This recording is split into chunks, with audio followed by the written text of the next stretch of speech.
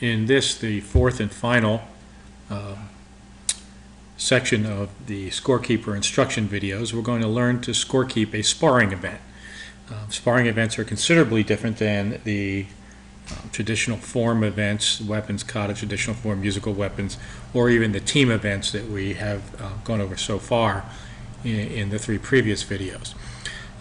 First thing that we notice on the Sparring Scorekeeper screen is that you actually must identify who the judges are. And the reason for this is there is no iPad interface for the judges. The judges will not be using their iPads as they are in scoring the other types of divisions.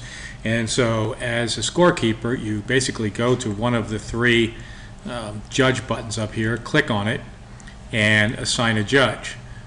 Center judge is important, that you pick a proper center judge. We're going to pick the same judges we've had in the other videos.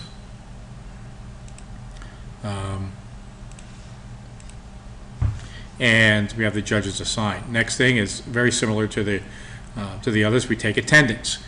We have 11 people signed up for this sparring event, but in the interest of brevity for the instructional purposes, we're all going to say that the first 5 actually showed up for the event. So we're going to make 5 of them as present by clicking the red button, turning it to green, and then we're ready to start the event.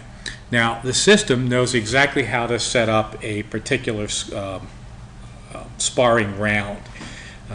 In the first round, unless there is a even multiple of 4, 8, or 16 competitors, there will always be a bye. There will always be byes assigned. And so to maintain the proper 8, 4, 2 fight structure of a single elimination tournament event like sparring is, the byes are automatically assigned for 3 of them. In the case of 5, we'll have 1 fight in the first round and 3 byes. Now, when the center judge sees this structure, he may want to move some people around. For instance, he may not want an Ashruti to fight Blake in the first fight. He may actually want Gavin to. So you can drop down here and switch Anashruti with Gavin. You'll see now Anashruti is down here on the bye, and Gavin's fighting Blake Shelton. He may even want D to fight Gavin and give Blake a bye. And so you'll do some juggling initially based on how the center judge wants the initial round to be fought. Initial fights in the initial round. Okay, now that we have all of this set up, we proceed into the individual fights. So we have 1 fight here. Now we're going to spend a lot of time explaining what happens within this fight on this first fight, and then we'll primarily focus on how we move from round to round throughout the rest of the instruction video. So in order to process the fight, at this point you just hit the red button on the fight and it goes into the fight screen. Okay.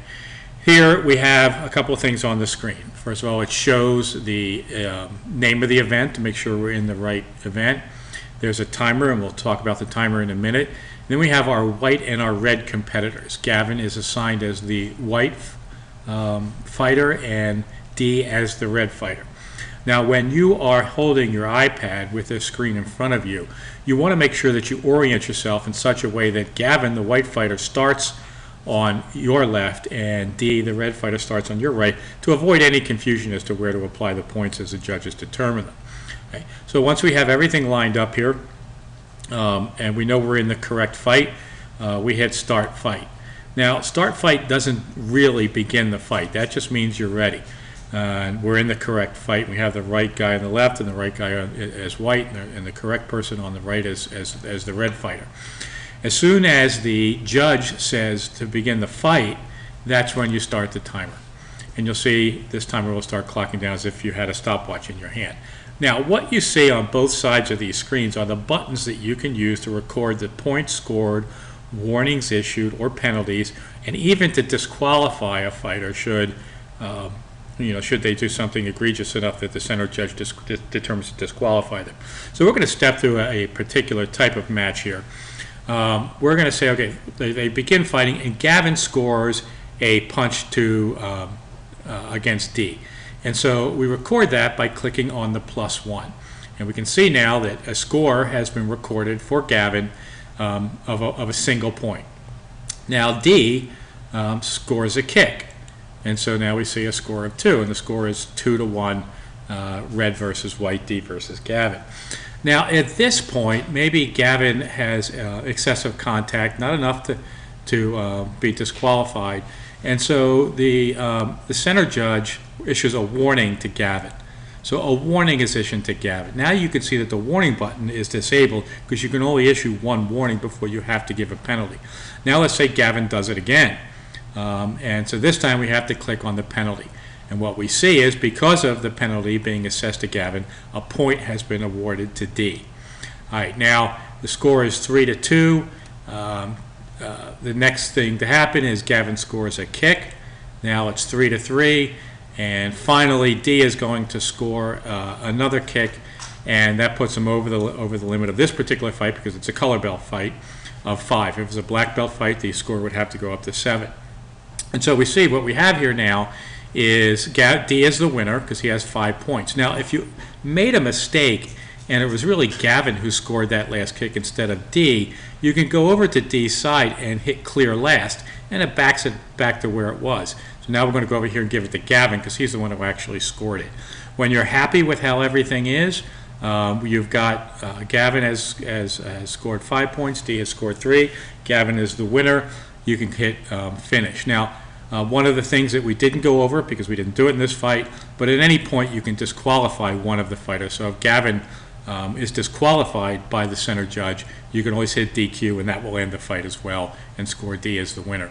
But in this case, Gavin is the winner. He wins 5-3, so the fight is over. We hit finish. Now, when we get back to the main screen, we'll see that now we have all four rounds, all 4 fights within round 1 are completed, and because these are buys, these people automatically win. Now we have Gavin identified as the winner of round 1, and so we can close this round. The next thing that happens, we're brought to round 2. Now again, the judge may ask you to rearrange these fights a little bit. It's not necessary that you do, but in this case now we have 2 fights, and we have Anishruti fighting Blake and Gavin fighting Colin. So I'm just going to quickly go through this and declare a winner. We're going to start the fight, start the timer, and we're just going to say Blake scores 3 really quick kicks and wins the fight. We go to the Gavin-Colin fight. Same thing happens here. We start the fight, start the timer, but we're going to give Gavin 3 quick kicks, and Gavin is now the winner. So we have Blake and Gavin are the winners of round 2. Now because we're down to our last 4 competitors, Blake and Gavin will fight for first and second place, but Anishruti and Colin will also fight again for third and fourth place. And so we're done with this round. We hit close round, and you'll see that's exactly what's set up in the final round. Anishruti versus Colin for third and fourth place. They'll fight first, and the final fight will be to determine first and second place. So again, let's go through and just decide these quickly. We're going to start the fight, start the timer. Anishruti gets 3 quick kicks in, and he wins. So Anishruti will end up being in third place, Colin in fourth. We decide first and second between Blake and Gavin. Start the fight, start the timer. We're going to make Gavin score 3 quick kicks and finish the fight.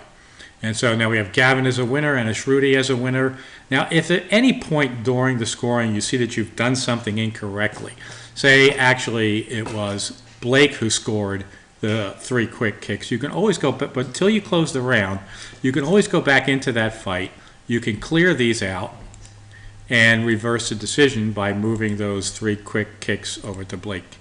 And now you see that we have it actually the way it's supposed to be. Blake is the winner, Gavin in second place.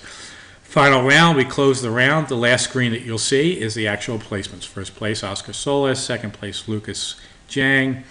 Gavin Young and D. Lawrence. All good. Finish the event. We're done, and that's it.